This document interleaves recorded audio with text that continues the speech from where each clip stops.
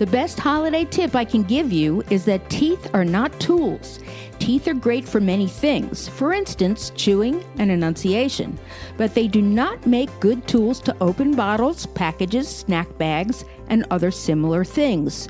So during this holiday season, make sure you don't use them to open your presents or anything else for that matter. Find out more on today's episode of This Old Tooth. Hello, everyone. You are listening to This Old Tooth, a podcast devoted to providing you with honest, agenda-free information about how you can get and keep a beautiful, healthy smile for life. I am your host, Dr. Lisa Germain. This is a time when family and friends gather together, united by hope, joy, and possibility for all things good in the world. Now, it's not easy to stay healthy during the holidays. Sweets seem to appear everywhere you go, and with all the present wrapping and card writing, there's really not much time to devote to you and your family's health and well-being. And if you're like me, chances are good you won't find yourself at home twiddling your thumbs too often during the upcoming weeks. And you certainly won't be eager to carve out time when you finally do get home for brushing and flossing your teeth. My recommendation to everybody out there is to do it in the morning. While we always recommend that you brush twice a day for 2 minutes and floss once a day, if you do a great job in the morning, and of course this includes flossing, you can probably get away with slacking off a little bit in the evening when you're too tired. Now, my personal favorite part of a holiday is when I get to share a meal with my friends and family.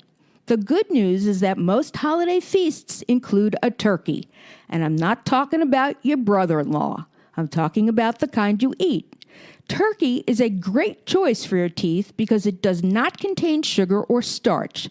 It also has a significant amount of vitamin D, which supports tooth enamel, and it will strengthen that hard outer layer that protects you from getting cavities. Now, if you're looking for a little munchie while you're enjoying your company, look no further than the cheese and the nuts. With plenty of calcium and protein, these foods are good for your teeth long term and also help maintain strong bones as well. Plus, chewing on them helps your mouth produce more bacteria-erasing saliva. However, remember to always use a nutcracker and not your teeth. If the nuts have a shell on them, you could easily crack your tooth instead of cracking open the nut.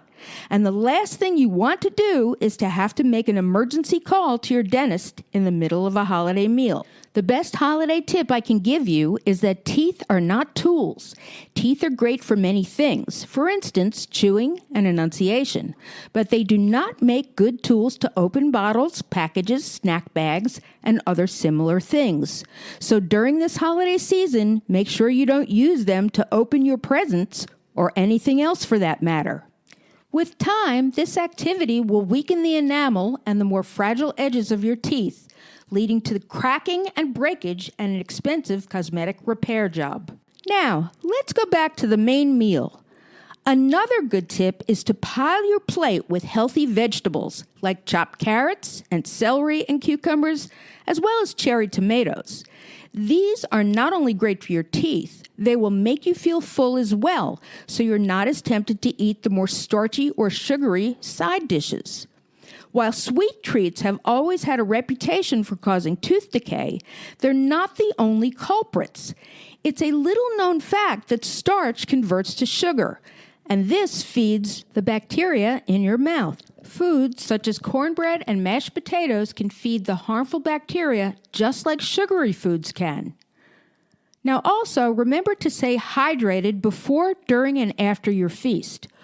Water helps to clean food out of your mouth, and it also prevents dry mouth, which can cause excessive bacterial buildup. The more water you drink, the healthier your mouth will be, and drinking plenty of water can also prevent overeating. And of course, dehydration as well. Make a conscious effort to set a mealtime at holiday gatherings, or you can end up grazing all afternoon and well into the evening if you're not careful.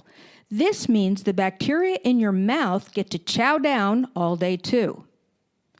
You can help prevent all-day snacking by brushing your teeth 30 minutes after you finish eating. This not only benefits your teeth, but your waistline as well. And remember, at holiday gatherings, to limit your red wine and coffee. These things can both not only stain your teeth, but they are acidic as well and can eat away at the hard outer shell of enamel that protects your teeth. In addition, if you've invested time all year in whitening and brightening your smile, the last thing you want to do is wake up on New Year's morning and wonder why your formerly white teeth now appear to be a pale pink. Yes, red wine is purported to be full of cancer-fighting antioxidants, as is cranberry juice in those New Year's Eve cosmopolitans. But both are also potent tooth stainers that can quickly undo all of your hard work from the year that just passed. So to keep your teeth as white as possible this holiday season, opt for clear or light-colored beverages. They will still be very tasty, but they won't leave your teeth looking any worse for wear. And this is another time when nibbling on cheese is very helpful.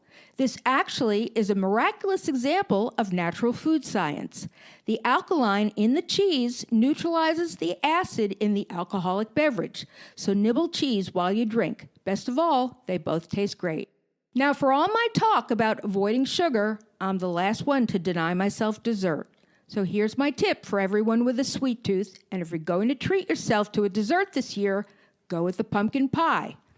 As opposed to other sugary pies and desserts, pumpkin pie actually packs a lot of calcium and a really high dose of vitamin C. In addition, make sure you eat your dessert right after your holiday meal. This is helpful because it is better to eat sugar at the same time as a balanced meal.